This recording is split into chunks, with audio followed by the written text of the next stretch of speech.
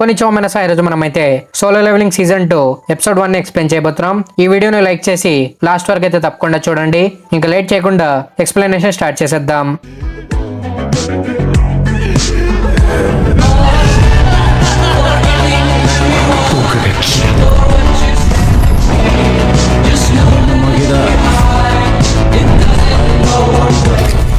Episode starting లో Jinwoo పడుకొని ఉంటాడు. అప్పుడే తన సిస్టర్ జిన్హా కాల్ చేసి పీటీఎం కి రమ్మని జిన్వుకి గుర్తుకు చేస్తుంది. జిన్వు రెడీ అయ్యి జిన్హా స్కూల్ కి వెళ్తాడు. జిన్వు లుక్స్ ని చూసి జిన్హాతో పాటు మిగతా అమ్మాయిలు షాక్ అవుతారు. ఆ తర్వాత జిన్వు జిన్హా టీచర్ తో కలుస్తాడు. టీచర్ జిన్హా గురించి జిన్వుతో చెప్తుంది. జిన్హా ఒక మంచి స్టూడెంట్ అని, ఇంకా మాక్ ఎగ్జామ్ లో జిన్హా బాగా పర్ఫామ్ చేసిందని జిన్హా టీచర్ పాజిటివ్ ఫీడ్బ్యాక్ ఇస్తుంది. ఇంకా తను జిన్వుకి ఒక క్వశ్చన్ అడుగుతుంది. జిన్హా ఒకవేళ అవేకెన్ అయితే తన్ని హంటర్ గా వర్క్ చేయనిస్తారా అని టీచర్ జిన్వుతో అడుగుతుంది. జిన్వు కాదని చెప్తాడు. ఇది విని టీచర్ తను ఆ క్వశ్చన్ ఎందుకు అడిగిందో ఎక్స్ప్లెయిన్ చేస్తుంది.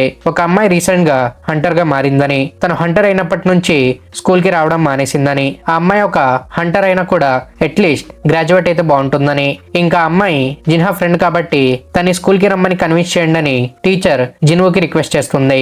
ఆ తర్వాత జిన్వు సోంగి ఇంటికి వెళ్తాడు. సోంగి జిన్వుని గుర్తుపడుతుంది. ఇంకా జిన్వు జిన్హా బ్రదర్ అని తెలిసి సోంగి షాక్ అవుతుంది. జిన్వు ఎందుకు వచ్చాడో సోంగికి అర్థమై నువ్వు ఎంత కన్విన్స్ చేసినా నేను స్కూల్ కి వెళ్ళానని సోంగి చెప్తుంది.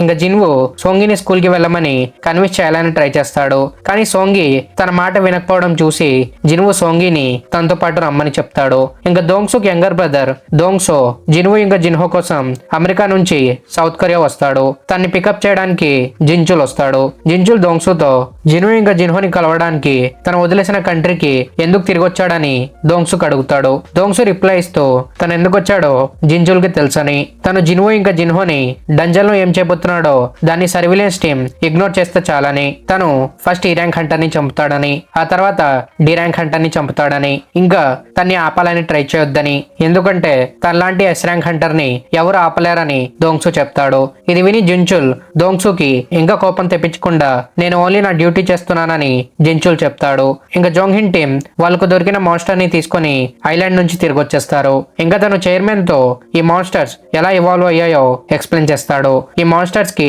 వింగ్స్ వస్తున్నాయని, వాళ్ళు ఎగురుతూ ఓషన్ ని దాటడానికి ట్రై చేస్తున్నాయని, వాళ్ళు ప్రెసెంట్ ఓషన్ ని దాటకపోయినా నియర్ ఫ్యూచర్ లో ఓషన్ ని దాటి ల్యాండ్ మీదకి రావచ్చని జోంగిన్ చైర్మన్ తో చెప్తాడు. ఇంకా జిన్వు సోంగిని ఒక సీరంగ్ గేట్ దగ్గరికి తీసుకొస్తాడు. సోంగి ఇప్పటి వరకు డంజన్స్ లో వెళ్లకుండా ఈజీగా మనీ అర్న్ చేసింది కాబట్టి రియల్ డంజన్ ఎక్స్పీరియన్స్ ఎలా ఉంటుందో చూపించడానికి జిన్వు తన్ని తీసుకొచ్చాడు. ఇది white tiger guild dungeon raid కాబట్టి సాంగ్మిన్ ఈజీగా జిన్వు కోసం ఈ రేడ్ అరేంజ్ చేశాడు. ఇంకా ఈ రేడ్ కి లీడర్ ఏ ర్యాంక్ హంటర్ అయిన కిమ్ చుల్. తన టీమ్ లో ఇద్దరు ఈ ర్యాంక్ హంటర్స్ వస్తున్నారని కిమ్ ఫ్రస్ట్రేట్ అయి ఉంటాడు. ఈ రేడ్ మెయిన్లీ న్యూ హంటర్స్ కి ఎక్స్పీరియన్స్ కోసం అన్నమాట. ఈ టీమ్ లో 1 A rank hunter, 5 B rank hunters, 2 C rank hunters, ఇంకా 2 ఈ ర్యాంక్ హంటర్స్ తో కలిపి టోటల్ 10 మెంబర్స్. ఈ టీమ్ లో హై ర్యాంకర్స్ ఉన్నారు కాబట్టి వాళ్ళ ఎబిలిటీస్ ని చూసి సోంగికి ఈ ర్యాంక్ హంటర్ ఎంత వీకో అర్థమవుతుందని జిన్వు చెప్తాడు. ఇంకా వీళ్ళందరూ డంజన్ లో ఎంటర్ అవుతారు. లోపలికి వెళ్ళగానే జిన్వుకి ఒక ఆడ్ ఫీలింగ్ వస్తుంది. అప్పుడే ఆ డంజన్ గేట్ రెడ్ కలర్ గా మారిపోతుంది. గేట్ ఇలా మారడం చూసి వీళ్ళిద్దరు షాక్ అవుతారు.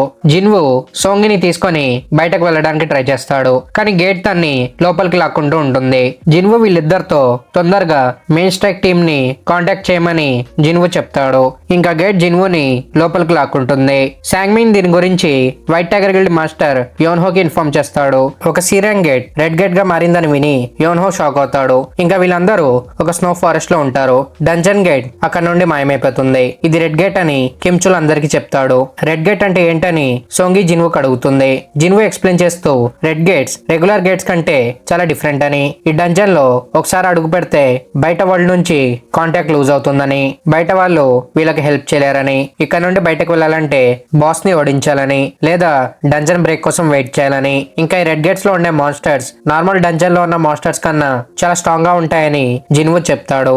అప్పుడే సోంగి ఇంకా ఒక సీరంగ్ హంటర్ మీద ఐస్ ఆరోస్ తో అటాక్ జరుగుతుంది. సి ర్యాంక్ హంటర్ కి ఆరో తగిలి తను చనిపోతాడు. సోంగికి ఆరో హిట్ అయ్యే లోపే జిన్వు ఆరోని ఆపేస్తాడు. జిన్వు ఆరోని ఆపటం హీజిన్ చూస్తుంది.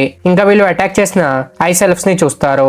జిన్వు వాళ్ళని చూస్తూ ఐస్ ఎల్ఫ్స్ ఈ గ్రూప్ లో ఉన్న 2 వీక్ మెంబర్స్ మీద అటాక్ చేశారని, 2 మంత్స్ ముందు కనుక తను ఇక్కడ ఉంటే తను ఫస్ట్ చనిపోయేవాడని జిన్వు చెప్తాడు. ఐస్ ఎల్ఫ్స్ వీళ్ళని చూసి నవ్వుతూ అక్కడ నుండి వెళ్ళిపోతారు. నార్మల్ గా హంటర్స్ వీళ్ళని ఐస్ ఎల్ఫ్స్ అని పిలుస్తారు. కానీ వీళ్ళతో ఫైట్ చేసిన హంటర్స్ ఈ ice elves brutal killing methods ని చూసి ఐస్ స్లేయర్స్ అని పిలుస్తారు. ఇంకా కిమ్చుల్ వీళ్ళందరితో ఈ రెడ్ గేట్ లో బి ర్యాంక్ లేదా హయ్యర్ లెవెల్ మాస్టర్స్ ఉంటాయని, సర్వైవ్ అవ్వడం కోసం అందరూ తన కమాండ్ ని ఫాలో చేయాలని, కానీ తను అందరినీ కమాండ్ చేయలేడని, అందుకే వాళ్ళు ఇప్పుడు 2 గ్రూప్స్ గా స్ప్లిట్ అవ్వాలని, ఇక్కడే ఉండి ఆర్గ్యూ చేస్తే వాళ్ళు చలితో చనిపోతారని లేదా మాస్టర్స్ వాళ్ళని చంపేస్తాయని కిమ్ చెప్తాడు. కిమ్ తన గ్రూప్ లో ఓన్లీ బి ర్యాంక్ హంటర్స్ ని తీసుకుంటాడు. ఇంకా కిమ్ కంటిన్యూ చేస్తూ సి ర్యాంక్ కన్నా లో ర్యాంక్ ఉన్న వాళ్ళు తనతో పాటు రాలేరని, రెడ్ గేట్ డంజన్ లో 1 డే, బయట వరల్డ్ లో ఓన్లీ 1 అవర్ మాత్రమేనని, ఇక్కడ వాళ్ళు చాలా మంత్స్ స్పెండ్ చేయాల్సి వస్తుందని, అందుకే తను వీక్ మెంబర్స్ ని తనతో పాటు తీసుకువెళ్ళలేడని కిమ్ చెప్తాడు. ఇది విని వీళ్ళు షాక్ అవుతారు. కిమ్ వీళ్ళని ఇలా చూసి ఎక్కువ బాధపడొద్దని, తన గ్రూప్ బాస్ ని ఓడించేసిన తర్వాత వాళ్ళందరూ కలిసి ఇంటికి వెళ్ళొచ్చని కిమ్ చెప్తాడు. అప్పుడే హీజిన్ వీక్ గ్రూప్ లో జాయిన్ అవుతానని కిమ్ కి చెప్తుంది. కిమ్ హీజిన్ ని చూస్తూ తన వీక్ మెంబర్స్ గురించి ఆలోచించి ఆ గ్రూప్ లో వెళ్తుందేమోనని కిమ్ అనుకుంటాడు. ఇంకా హీజిన్ జిన్వు దగ్గరకు వచ్చి కిమ్ ఆరోని అస్సలు నోటీస్ చేయలేదని, కానీ జిన్వు ఆరోని నోటీస్ చేసి దాన్ని బ్లాక్ కూడా చేశాడని హీజిన్ చెప్తుంది. ఇంకా తను కంటిన్యూ చేస్తూ నువ్వు ఈ ర్యాంక్ హంటర్ కాదు కదా అని హీజిన్ అడుగుతుంది. జిన్వు ఆన్సర్ చేయడు. జిన్వు ఏ ర్యాంక్ లేదా ఎస్ ర్యాంక్ అయి ఉండొచ్చని హీజిన్ అనుకుంటుంది. తన గ్రూప్ క్లియర్ పాత్ నుంచి వెళ్తారని కిమ్ చెప్తాడు. జిన్వు రిప్లై ఇస్తూ వాళ్ళు ఫారెస్ట్ నుంచి వెళ్తారని జిన్వు చెప్తాడు. కిమ్ వీళ్ళకి గుడ్ లక్ చెప్పి తన గ్రూప్ తో పాటు అక్కడ నుండి వెళ్ళిపోతాడు. తర్వాత కిమ్ గ్రూప్ కి ఫారెస్ట్ లో ఐస్ బేర్ మార్క్స్ కనిపిస్తాయి. జిన్వు గ్రూప్ ఫారెస్ట్ లో వెళ్ళింది కాబట్టి వాళ్ళు ఇప్పటి వరకు చనిపోయి ఉంటారని వీళ్ళందరూ మాట్లాడుకుంటూ ఉంటారు. అప్పుడే కిమ్ కి జిన్వు గురించి గుర్తుకొస్తుంది. ఆ గ్రూప్ లో బి ర్యాంక్ హంటర్ అయిన హీజన్ ఉన్నా కూడా జిన్వు లాంటి ఈ ర్యాంక్ హంటర్ ఆ గ్రూప్ లీడర్ అని తను ఎందుకు అనుకున్నాడని కిమ్ ఆలోచిస్తూ ఉంటాడు. అప్పుడే 3 ఐస్ బేర్స్ వీళ్ళ మీద అటాక్ చేయడానికి వస్తాయి. ఒక బేర్ కిమ్ మీద అటాక్ చేస్తుంది. కిమ్ తన షీల్డ్ తో బేర్ అటాక్ ని బ్లాక్ చేసి తన స్వాట్ తో ఆ బేర్ ని చంపేస్తాడు. ఇంకా తను మిగతా ఐస్ బేర్స్ ని సేమ్ ఇలాగే చంపేస్తాడు. ఇంకా జిన్వు గ్రూప్ ఫారెస్ట్ లో వెళ్తూ ఉంటుంది. హీజిన్ బేర్ మార్క్స్ ని నోటీస్ చేసి ఇది ఐస్ బేర్స్ టెరిటరీ కాబట్టి ఇక్కడ నుండి వెనక్కి వెళ్ళిపోదామని హీజిన్ చెప్తుంది. ఇది విని జిన్వు తనతో ఇది ఐస్ బేర్ టెరిటరీ కాబట్టి వాళ్ళు ఇంకా ఫారెస్ట్ లోపలికి వెళ్ళాలని, ఈ టెరిటరీలో ఐస్ బేర్స్ తప్ప వేరే మాస్టర్స్ ఉండారని, స్మార్ట్ ఐస్ ఎల్ఫ్స్ తో ఫైట్ చేయడం కన్నా ఐస్ బేర్స్ తో ఫైట్ చేయడం ఈజీ అని జిన్వు చెప్తాడు. ఇది విని హీజిన్ జిన్వు ఇంత దూరం వరకు ఆలోచించాడని షాక్ అవుతుంది. ఇంకా జిన్వు తన ఇన్వెంటరీ నుంచి వీళ్ళందరికీ వామ్ కోట్స్ తీసిస్తాడు. జిన్వు లాంటి ఈ ర్యాంక్ హంటర్ స్పాషియల్ మ్యాజిక్ యూస్ చేయడం చూసి వీళ్ళందరూ షాక్ అవుతారు.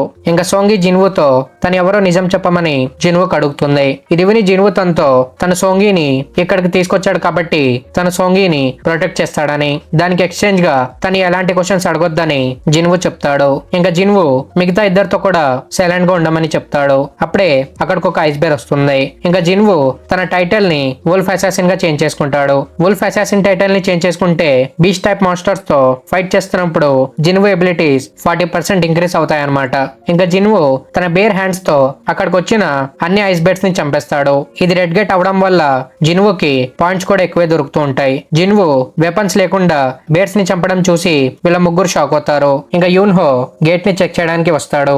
వాళ్ళు లక్కీ అయితే ఏ లేదా బి ర్యాంక్ హంటర్స్ బ్రతికి బయటకు రావచ్చని యూన్హో చెప్తాడు. ఇది విని శాంగ్మిన్ స్ట్రైక్ టీమ్ తో పాటు వేరే అతను డంజన్ లోపలికి వెళ్ళాడని, తన అటెన్షన్ ని గ్రాప్ చేసిన ఈ ర్యాంక్ హంటర్ సూంగ్ జిన్వో వాళ్ళతో పాటు ఉన్నాడని, జిన్వో రియావెకన్ హంటర్ అయి ఉండొచ్చని, కానీ జిన్వో ఎబిలిటీస్ రియావెకన్ అయ్యాయో లేదో జిన్వో తనకి చెప్పలేదని శాంగ్మింగ్ చెప్తాడు. ఇంకా దోంగ్సు జిన్వో ఒక డంజన్ రేట్ కి వెళ్ళాడని తెలుసుకొని గేట్ ఉన్న లొకేషన్ కి డైరెక్ట్ గా ఎయిర్పోర్ట్ నుంచి వస్తాడు. వైట్ టైగర్ గిల్డ్ మాస్టర్ యూన్హో ఇక్కడ ఉన్నాడు కాబట్టి ఇది ఏ ర్యాంక్ గేట్ ఏమోనని దోంగ్సు అనుకుంటాడు. దోంగ్సు కొరియాలో ఉండడం చూసి యూన్హో షాక్ అవుతాడు. తను కొరియాలో ఎందుకున్నాడని యూన్హో దోంగ్సుకు అడుగుతాడు.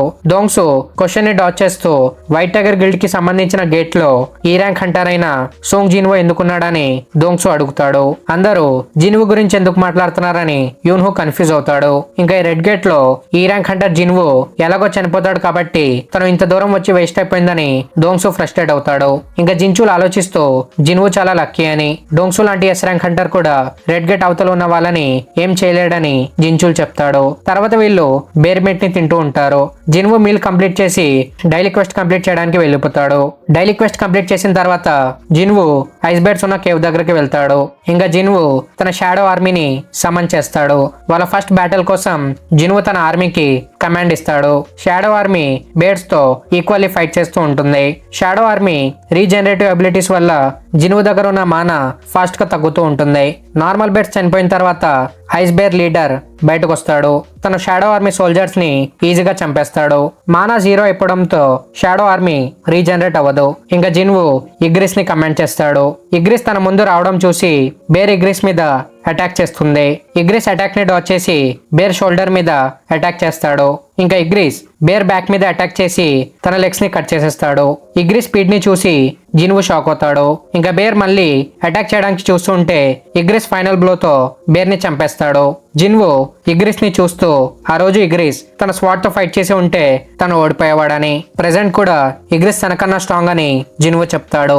సీన్ షిఫ్ట్ అయ్యి మనం కిమ్ గ్రూప్ ని చూస్తాం. గ్రూప్ లో ఉన్న వారిని ఐ సెల్ఫ్ చంపుతూ ఉంటారు. ఈ సీన్ ని చూసి కిమ్ ఫుల్ షాక్ లో ఉంటాడు. వైట్ టైగర్ గిల్డ్ లో ఎలైట్ మెంబర్ గా జాయిన్ అవ్వాల్సిన తను ఇలా ఓడిపోయాడంటని కిమ్ ఆలోచిస్తూ ఉంటాడు.